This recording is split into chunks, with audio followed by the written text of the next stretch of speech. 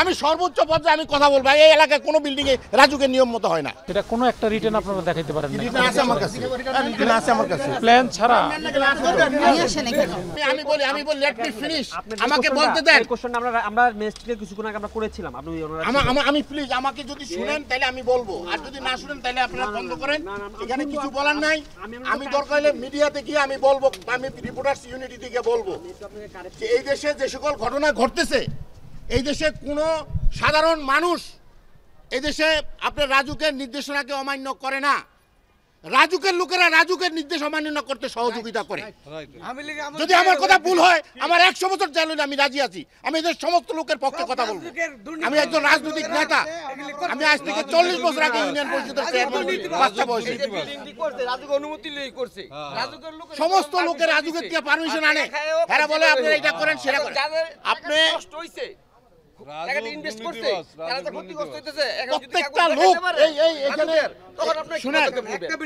এখানে একটা বিল্ডিং আছে, এখানে একটা বিল্ডিং আছে। সেই বিল্ডিংটা এটা হলো করিম মিল, জুট মিলের আর বাওয়ানি জুট মিলের চাকরিজীবীরা করছে।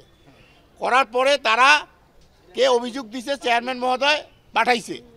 আইসা দেখছে এখানে খালি বিল্ডিং হইতে আছে, ওনারা মানে মুড়ির মতো খালি কাটছে, ফিলার টিলার সব কাটে দিছে। আমি আসছি বলছে আপনাকে গ্রেপ্তার করে নিয়ে যান, তাও ভালো। কারণ আমরা অনেক কষ্ট করে একটা বিল্ডিং দাঁড় করাই, জীবনের মানে সঞ্চয় ত্যাগ করে আমরা এখনো সবাই লোনের উপরে এই হাউজিংটা করতেছি। আমরা জীবনে সর্বশেষ খোয়াইয়া আমাদের যদি একটা বাসস্থান হয়, সেই বাসস্থান করতে গিয়ে আমরা রাজুকে যাই। রাজুক থেকেই কিন্তু আমাদেরকে বারবার নির্দেশ হয়। ডিজাইন, এলিগেন্স, বিউটি, সেরা পণ্য সবার জন্য জেভিকো। ইন্সপেক্টর আসে, রাজুকে টাকা ছাড়া প্ল্যান পাস করে না।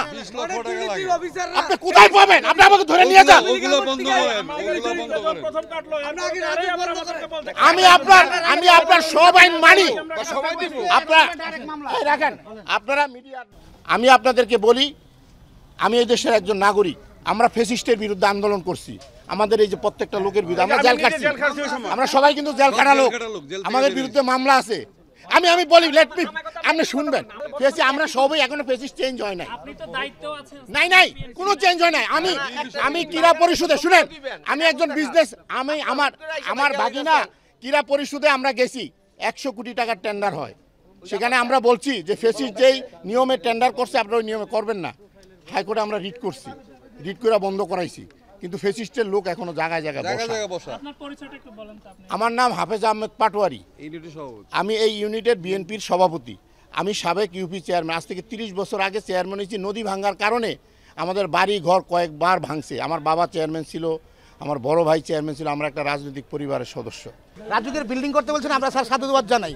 কিন্তু এর আগে যারা রাজুক থেকে আসছে, তারা বিভিন্ন অনিয়ম দুর্নীতির মাধ্যমে মানুষকে বিল্ডিং করার জন্য উদ্বুদ্ধ করে গেছে এবং তাদের নির্মাণ অনুযায়ী ফলো করে তারা বিল্ডিংটা করছে। তাদের কি হবে স্যার, এটা বলেন? তাদের বিরুদ্ধে স্যার কি অ্যাকশন নেবেন? তাদের যদি আমরা কাগজপত্র দেখাতে পারি, তারা তো আইসা এখান থেকে টাকা পয়সা খেয়ে তাদেরকে এরকম বিল্ডিং করার জন্য অনুমতি দিয়ে গেছে স্যার।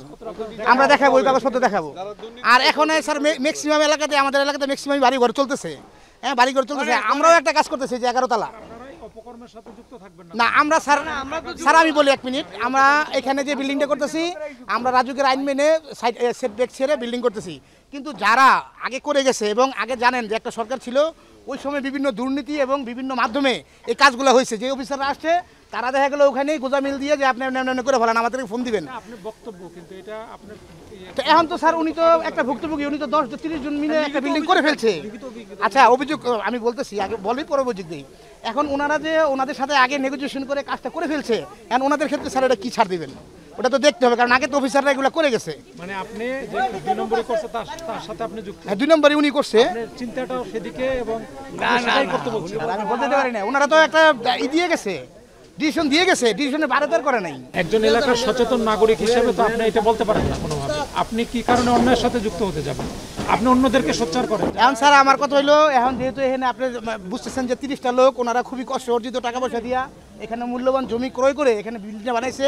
আপনার কাছে আবেদন থাকবে, পরবর্তীতে যে বিল্ডিংগুলো হবে ওগুলাতে আমরা সোচ্চার হবো এবং এই আইনটাকে আমরা সাধুবাদ জানাই যে আইনটা হচ্ছে বাইরে আপনি কিছুই রাখতে পারবেন করবো না, এবং এটাকে স্যার এখন আপাতত ভাঙা বন্ধ রেখে আপনারা একটা নির্দেশনা দেন, আমরা ওইভাবে স্যার এটাকে আবার যারা নির্মাণাধীন ভবন যেগুলো রয়েছে সেটা আমরা এখন কার্যক্রম চলমান রাখছি। আর অন্য বিল্ডিংয়ের ক্ষেত্রে আমরা সরকার সিদ্ধান্ত নেবে সেগুলোর ব্যাপারে কি করবে। তো নির্মাণাধীন 3টি ভবন আমরা এখানে পেয়েছি। এই ভবনটি 10 তলার জায়গায় 11 তলার মতো উপরে একটা ছাদ ওনারা দিয়েছে, এটা দেখা যাচ্ছে। এর পাশের বিল্ডিংয়ে উনিও রাস্তা দখল করেছেন। আর এর আগে যেটা নির্মাণাধীন মাত্র শুরু করেছেন, ওনাদের যে পিলারগুলো আছে আমরা এটা কেটে দিয়েছি, যেটা রাস্তার সাথে কলাম যেগুলো আছে এগুলো আমরা কেটে দিয়েছি। যদি রাজুকের কোনো কর্মকর্তা কর্মচারী জড়িত থাকে তার বিরুদ্ধে ব্যবস্থা অবশ্যই নেওয়া হবে।